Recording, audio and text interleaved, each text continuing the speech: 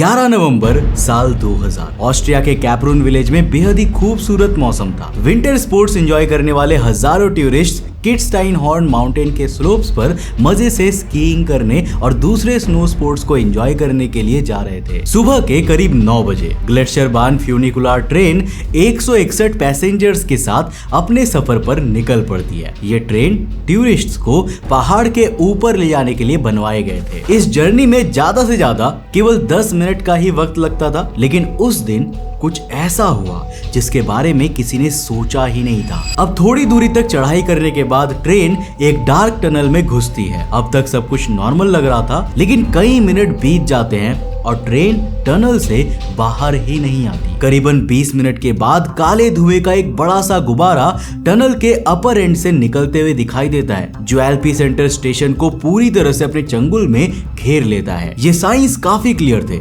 Tunnel के अंदर एक बहुत ही बड़ा हादसा हो गया था। उस काले धुएं को निकलते देख लग रहा था कि सभी 161 पैसेंजर्स किसी खतरनाक आग में फंस गए हैं। और इस आग की असली वजह क्या थी, ये सुनकर आपके होश उड़ जाएंगे। अब देखो, यहाँ पर किसी ने भी एक्सपेक्ट नहीं किया था कि उस ट्रेन में इतनी बड़ी आग लग जाएगी। वैसे इस डर के मंजर को हम इमेजिन भी नहीं कर सकते, लेकिन एक और डर अब दुनिया एंड हम सभी के लाइफ में दस्तक दे रहा है, एंड वो है फाइनेंशियल क्राइसिस का डर। पर फॉर्चुनेटली हमारे पास इससे बचने का एक तरीका है, क्योंकि इंडिया की इकोनॉमी बूस्ट हो रही है। ऐसे में क्रिप्टो करेंसी में इन्वेस्ट करके हम सिर्फ लॉस से बच नहीं सकते, बल्कि बड़ा प्रॉफिट भी कमा सकते हैं। ग्लोबल ट्रेड में बिटकॉइन, इथेरियम और स्टेबल कॉइन्स का यूज बढ़ रहा है, और डोनाल्ड ट्रंप के आने के बाद तो बिटकॉइन अपने ऑल टाइम हाई पे चला गया है, और अब क्रिप्टो एक बुल रन में है जो 1 साल तक चल सकता है। और कॉइन स्विच के साथ आप इनमें भी इन्वेस्ट करके अपना फ्यूचर सिक्योर कर सकते हो। कॉइन स्विच इंडिया का सबसे बड़ा क्रिप्टो एक्सचेंज है, जो अब फ्यूचर ट्रेडिंग भी ऑफर करता है, जहां मिलती है लोएस्ट फीस, 350 प्लस कॉन्ट्रैक्ट्स और अप टू 25x लेवरेज, मतलब 1000 से 25,000 का ट्रेड।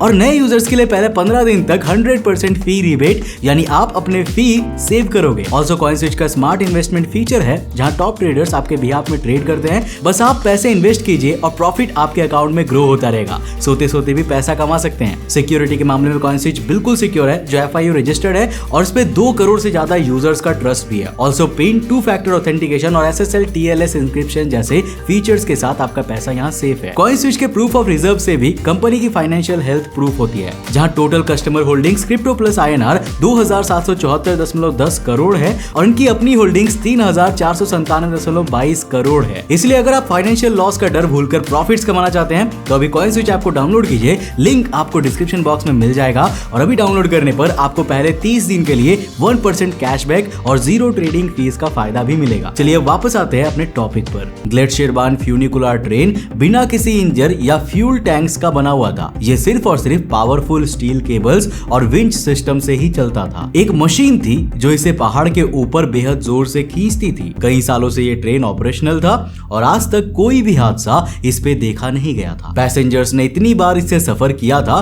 कि उन्होंने 1 सेकंड के लिए भी नहीं सोचा होगा कि ट्रेन में आग लग सकती है। थॉमस क्राउस, जो ट्रेन के सबसे पिछले वाले हिस्से में बैठे हुए थे, उन्होंने सबसे पहले इस घटना की शुरुआत को देखी थी। उनके पीछे जो खाली कंडक्टर का केबिन था ना, उसके अंदर से धुआं निकलकर बाहर की ओर आ रहा था। अब धीरे धीरे ये धुआं इंटेंस होता गया और सभी पैसेंजर्स में पैनिक बढ़ने लगा। उन्हें यह समझ में आ गया था कि उनकी जान बहुत बड़े खतरे में आ गई है। लेकिन अभी तक ट्रेन रुकी नहीं थी। वो धीरे धीरे टनल के और ज्यादा अंदर घुसते चले जा रहे थे, लेकिन अंदर का सीन और बड़े केओस में तब्दील हो गया। दरअसल ट्रेन के अंदर किसी भी तरह का फायर अलार्म या इंटरकॉम नहीं था, जिससे कि आगे बैठे कंडक्टर को अलर्ट किया जा सके। एक पैसेंजर ने अपने फोन से कॉल लगाने की कोशिश की, लेकिन बदकिस्मती से टनल के अंदर सारे सिग्नल्स पूरी तरह से ब्लॉक्ड हो गए थे। अब जैसे जैसे आग बढ़ने लगी थी ना, ट्रेन की स्पीड कम होती गई और वो बीच टनल में जाकर अचानक से रुक गई। पैसेंजर्स को लगा कि कंडक्टर ने ट्रेन को इवैक्यूएट करने के लिए गाड़ी रोकी है,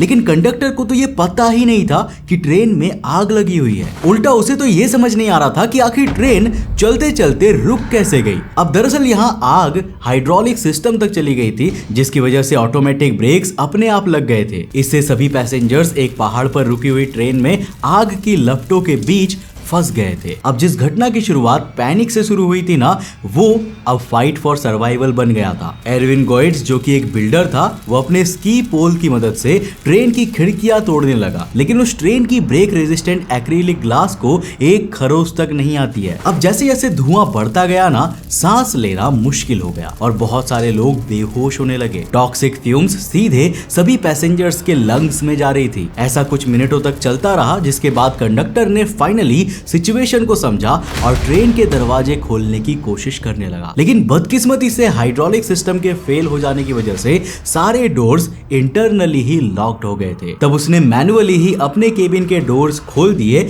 जिससे धीरे धीरे करके सभी पैसेंजर्स ट्रेन से बाहर निकल गए थे। लेकिन हॉरर का माहौल ना भी खत्म नहीं हुआ था, बल्कि अभी तो इसकी शुरुआत थी। टनल में आग की वजह से पूरी तरह से धुआं भर गया था। अब इतनी अफरा तफरी मच गई थी कि इंस्टिंक्टिवली सभी पैसेंजर्स आगे की तरफ, यानी कि पहाड़ के ऊपर की तरफ तेजी से भागने लगे थे और यही उनकी जिंदगी की आखिरी गलती बन गई। अब यहाँ पर जरा गौर से सुनना। अगर आपने किसी चिमनी को देखा होगा तो आपको ये मालूम होगा कि उसमें जो हम आग जलाते हैं, उससे निकल रहा धुआं कभी नीचे की ओर नहीं जाता, बल्कि ऊपर की ओर बढ़ने लगता है। अब बिल्कुल इसी तरह उस दिन वो टनल एक चिमनी बन गई थी और आग की वजह से निकल रहा धुआं ऊपरी तरफ वाले टनल के एंट्रेंस से बाहर निकल रहा था। सारी की सारी गर्मी ऊपर की ओर जा रही थी। जितने भी लोग पैनिक करके ऊपर की तरफ भाग रहे थे ना, वो बहुत बड़ी मिस्टेक कर रहे थे। उनमें से एक भी इंसान टनल से बाहर नहीं निकल पाया। टनल में धुएं का बादल बढ़ता ही चला जा रहा था और कार्बन मोनोऑक्साइड लीथल लेवल से ऊपर चला गया था। लेकिन मिरेकल से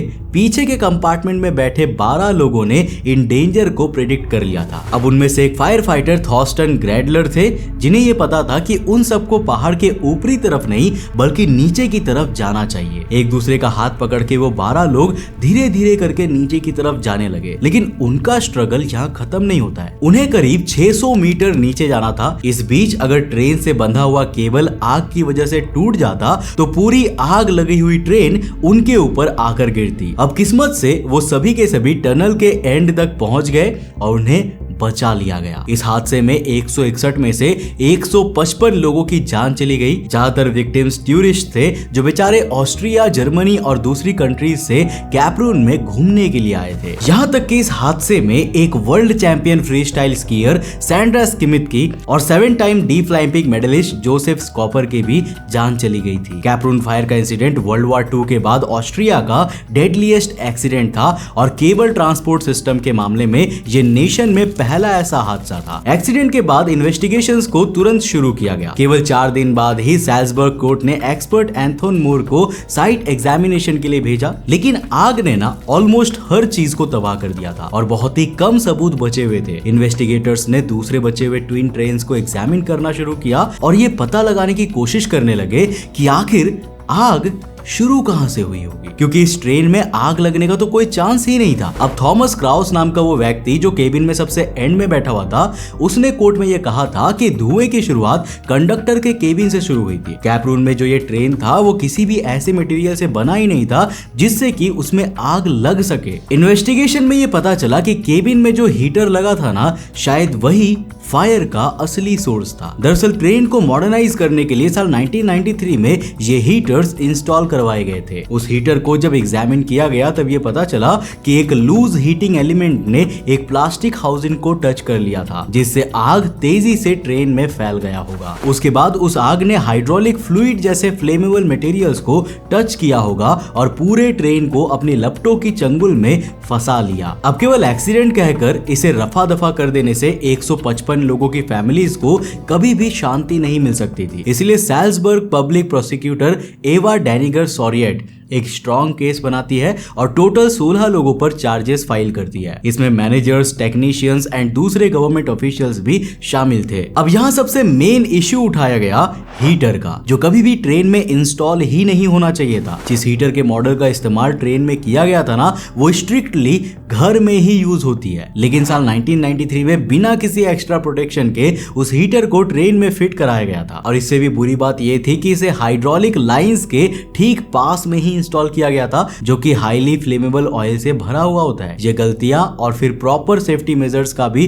फॉलो नहीं करना पैसेंजर्स की जान जाने का मेन कारण था। ये ट्रायल साल 2002 में शुरू किया गया और तुरंत ही कंट्रोवर्सी से घिर गया। अब इस ट्रेन का सबसे मुख्य सूत्र था एंथोन मूर के रिपोर्ट्स, जिसमें काफी ट्रबलिंग चीजें सामने आई थी। हाइड्रोलिक ऑयल के ट्रेसेस हीटर पर पाए गए थे और साथ ही साथ हीटर का प्रॉपर तरीके से इंसुलेशन भी नहीं किया गया था। डिफेंस की तरफ से आए हुए लॉयर्स ने एंथोन मूर पर कई कड़े सवाल उठाए और उन्हें मेंटली अनस्टेबल भी बता दिया। इवेंचुअली एंथोन के सबूतों को डिसमिस कर दिया गया और दूसरे एक्सपर्ट्स ने भी उन एविडेंसेस को बेबुनियाद बता दिए। इससे पूरे ट्रायल पर ना और ज्यादा शक के बादल घिर गए। एक बहुत ही शॉकिंग डिसीजन में जितने भी लोगों पर केसेस हुए थे उन्हें छोड़ दिया गया। जज मैनफ्रेड साइस ने कहा कि ये एक्सीडेंट एक बहुत ही ट्रेजिक हादसा था। उन्होंने फेमसली कहा था कि God turned of the light in the tunnel, यानी कि ये किसी भी इंसान की गलती नहीं बल्कि उनकी किस्मत थी। सभी विक्टिम्स की फैमिली और जनरल पब्लिक इस बात से शॉक्ड रह गए थे। और इससे भी ज्यादा ट्रबलिंग चीज तब हुई जब ग्लेशियर बान कैपरून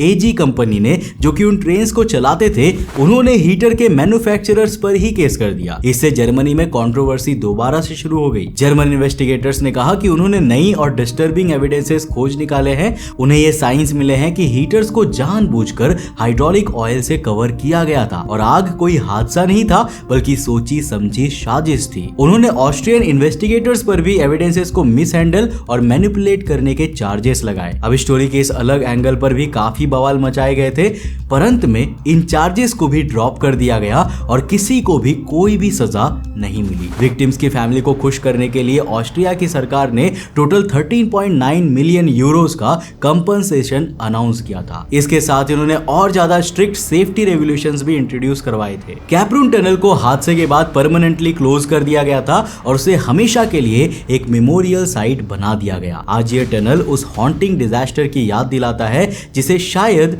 सही सेफ्टी मेजर से ना रोका जा सकता था। वैसे आपको क्या लगता है, क्या ये कोई हादसा था या फिर कोई सोची समझी साजिश? नीचे कमेंट सेक्शन खुला है, अपनी राय लिखकर जरूर बताना। दोस्तों वीडियो पसंद आया और कुछ नया सीखने को मिला तो इस वीडियो को लाइक कर देना और अपने दोस्तों के साथ जरूर शेयर करना। अगर आप नए उस चैनल पे तो इस चैनल को सब्सक्राइब करने के साथ साथ नोटिफिकेशन बेल ऑन कर देना। और अगर आपको ये वीडियो पसंद आया तो मैं आपको रेकमेंड करूंगा कि आप अगली वीडियो इसे जाकर जरूर देखना, जिसमें हमने बात किया है कि कैसे एक ट्यूशन टीचर ने अपने ही स्टूडेंट को किडनैप कर लिया था। दरअसल इंडिया के कानपुर शहर में इस घटना को अंजाम दिया गया था और एक खुद के ट्यूशन टीचर जो कि एक फीमेल थी उसने ही अपने स्टूडेंट को अगवा करवा लिया, लेकिन उसके बाद वो लड़का कभी भी नहीं मिला। आखिर उसके साथ क्या हुआ और क्यों उसे अगवा किया गया था और कैसे ये पूरा केस खुलकर सामने आया, जानने के लिए इस वीडियो को जाकर देखो, बहुत इंटरेस्टिंग है। मैं मिलता हूं आपको नेक्स्ट एपिसोड के साथ, तब तक के लिए बाय, जय हिंद।